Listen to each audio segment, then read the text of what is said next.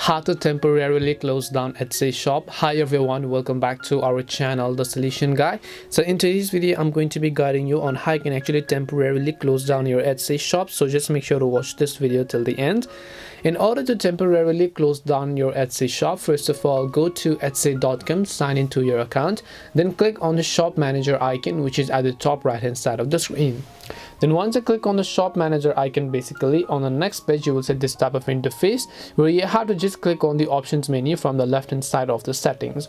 Once you click on options menu, on the next page you will see this option where from the top right of the menu you have to choose the option called close shop, right? As you can see here, just click on the close shop button.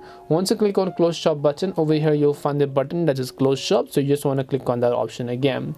After you've done that, it's actually going to be temporarily closed for a while, and if you actually want to permanently close it, then you have to wait a couple of days. If you want to reactivate it again, sometimes you have a couple of days so that you can reactivate your shop.